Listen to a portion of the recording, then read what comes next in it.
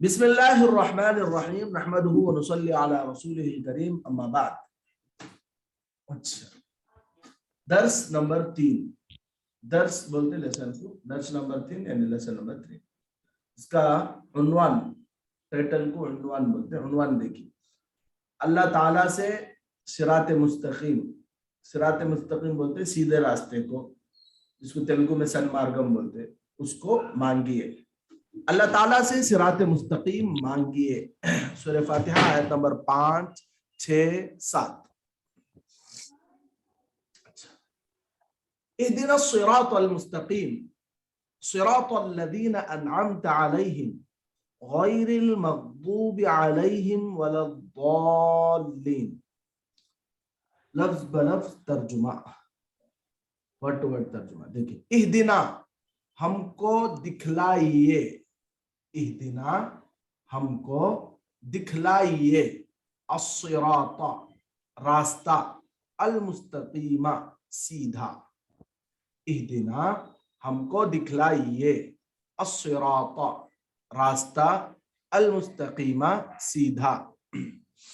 صراط الذین ان لوگوں کا راستہ، صراط الذین ان لوگوں کا راستہ، انعمت علیہم جن پر تیرا انعام ہوا، انعمت علیہم جن پر تیرا انعام ہوا، غیر المغضوب علیہم ان کا راستہ نہیں جن پر غضب ہوا یعنی غصہ ہوا، ولا الضالین اور نہ ان لوگوں کا راستہ جو گمراہ ہے۔ غیر المغضوب علیہم ان کا راستہ نہیں جن پر غضب ہوا، جن پر غصہ ہوا، ولا الضالین اور نہ ان لوگوں کا راستہ جو گمراہ ہے۔ اب اس کا فل ترجمہ دیکھیے۔ دکھلا ہمیں سیدھا راستہ، ان لوگوں کا راستہ جن پر تیرا انعام ہوا، ان کا راستہ نہیں جن پر غضب ہوا، اور نہ گمراہوں کا۔ تشریح دیکھیے، ان 3 آیتوں میں 3 باتیں بتائی گئی ہیں۔ نمبر 1، آپ ہمیں سیدھا راستہ دکھلائیے۔ نمبر 2، ان لوگوں کا راستہ دکھلائیے جن پر آپ کا انعام ہوا۔ نمبر 3، ان لوگوں کا راستہ نہ دکھلائیے جن پر غضب ہوا اور جو گمراہ ہو گئے۔ 3 باتیں۔ پہلی بات کیا؟ آپ ہمیں سیدھا راستہ دکھلائیے، اللہ سے ہم دعا کر رہے ہیں۔ دوسری دعا کیا ہے؟ ان لوگوں کا راستہ دکھلائیے جن پر آپ کا انعام ہوا، جیسے انبیاء ہے، شہداء ہے، نیک لوگ ہیں، ان لوگوں کا راستہ نہ دکھلائیے جن پر غضب ہوا اور جو گمراہ ہو گئے۔ اچھا، بندے نے اپنے رب سے اپنا تعلق جوڑتے ہوئے کہا کہ ایاک نعبد و ایاک نستعین، ہم تیری ہی عبادت کرتے ہیں اور تجھی سے مدد طلب کرتے ہیں۔ اللہ سے مانگنے کی بات جب آئی تو اللہ تعالیٰ نے اپنے بندے کی تربیت یوں کی کہ سب سے پہلے جو چیز اپنے رب سے مانگنی چاہیے وہ صراط مستقیم، سیدھا راستہ ہے۔ صراط مستقیم یعنی سیدھا راستہ ہے۔ اس لیے بندے نے اللہ تعالیٰ سے یوں دعا کی، اہدنا الصراط المستقیم، ہمیں سیدھا راستہ دکھلا۔ ایک رب کی عبادت کی تعلیم جس راستے میں دی جاتی ہے وہی صراط مستقیم ہے۔ ایک رب کی عبادت کی تعلیم جس راستے میں دی جاتی ہے وہی صراط مستقیم ہے، وہی سیدھا راستہ ہے۔ سورہ آل عمران کی آیت نمبر 51 میں فرمایا گیا، ان اللہ ربی وربکم فاعبدوہ ھذا صراط مستقیم، بے شک میرا اور تمہارا رب اللہ ہی ہے، تم اسی کی عبادت کرو، یہی سیدھی راہ ہے، یہی سیدھا راستہ ہے۔ اب صراط مستقیم کا معیار کیا ہوگا؟ معیار بولے تو اس کو چیک کرنے کے واسطے کیا کرائٹیریا ہوگا؟ اس کی وضاحت یوں کی گئی सिरात अल्लज़ीना अनअमत अलैहिम, उन लोगों का रास्ता जिन पर तेरा इनाम हुआ। दुनिया में वो कौन सी जमात है जिन पर अल्लाह का इनाम हुआ? मुफस्सिरीन ने फरमाया वो नबियों की जमात है। जब भी अल्लाह ताला से सिरात मुस्तकीम की भीख मांगे, हमारे तसव्वुर में अंबिया अलैहिमुस्सलातु वस्सलाम की सीरत मुबारका होनी चाहिए। हजरत आदम अलैहिस्सलातु वस्सलाम से लेकर नबी रहमत सल्लल्लाहु अलैहि वसल्लम तक जितने भी अंबिया व रसूल तशरीफ लाए, वो सब के सब सिरात मुस्तकीम पर कायम रहे।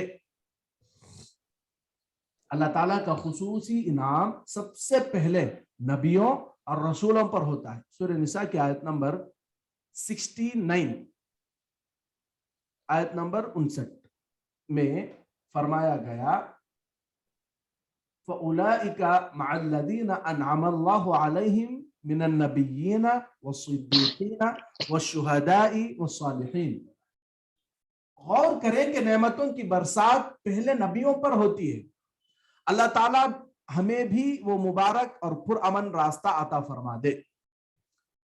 उसी के साथ उन बदनसीब और बदबख्त अफराद का तसव्वुर भी किया जाए जो सिरात मुस्तकीम से महरूम रहे। इसलिए गैरिल मग़ज़ूबि अलैहिम वलद्दाल्लीन के जरिए वजाहत की गई कि हमें उन लोगों का रास्ता नहीं चाहिए जिन पर ऐ अल्लाह तेरा गज़ब नाजिल हुआ, तेरा गुस्सा नाजिल हुआ, और उन गुमराहों का भी रास्ता नहीं चाहिए जो नबियों के तरीके से हट गए, जो लोग इल्म रखने के बावजूद महज शरारत से मुखालिफत करते हैं और अल्लाह ताला का गजब उन पर होता है। और यह सिफत यहूदियों की थी जिन्होंने इल्म रखने के बावजूद अमल को छोड़ दिया, और नसारा ने अमल का इरादा तो किया मगर बेइल्मी की वजह से अमल के लिए गलत तरीका इख्तियार कर लिया, नबियों की इत्तिबा छोड़ दी और गुमराह हो गए। यहूदी और नसारा ये गुमराह है।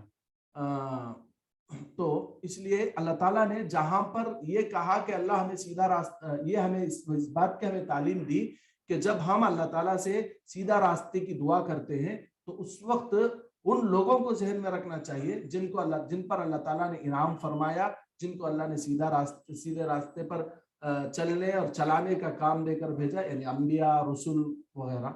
और दूसरे नंबर पर अल्लाह ने हमें इस बात की भी तालीम दी कि हम उस रास्ते से पनाह मांगे, उस रास्ते से अपने आप को बचाने की दुआ करें जिस पर चलने से गुमराह हुए और अल्लाह ताला की नाराजगी और अल्लाह का गुस्सा नाजिल हुआ, और वो है यहूदी और नसारा।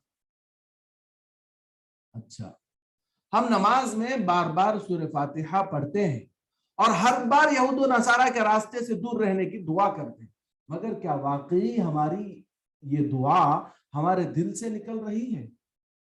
ये एक सवालिया निशान है, एक क्वेश्चन मार्क है जो हमारी जिंदगी के तौर तरीकों से ये सवाल करता है कि हम अपनी अमली जिंदगी में, प्रैक्टिकल लाइफ में कहीं यहूदी तरीके की तरफ तो नहीं जा रहे हैं, कहीं नसारा को अपना किबला तो तस्लीम नहीं कर रहे हैं, यानी यहूद और नसारा को अपना आइडियल तो नहीं मान रहे हैं। हमें अपनी जिंदगी का मुहासबा करना चाहिए। मुहासबा बोलते सेल्फ,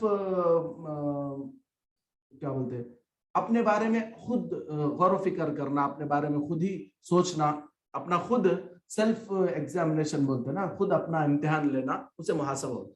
और अपनी शक्ल और सूरत, अपनी रफ्तार और गुफ्तार, शक्ल और सूरत ये है, रफ्तार बोले तो चलने को बोलते, गुफ्तार बोले तो बोलने को बोलते, अपना लिबास, अपनी तिजारत व माशरत और अपनी माइशत को नबवी तरीके के मुताबिक रखने की कोशिश करनी चाहिए। सूरह फातिहा का हमारी जिंदगी से यही मुतालबा है। सूरह फातिहा को हर नमाज की हर रकात का वजीफा बनाया गया ताकि हम हर वक्त अपनी जिंदगी का मुहासबा करते रहें कि हमारा शुमार नेकोकारों में, यानी नेकी करने वालों में है या बदकारों में।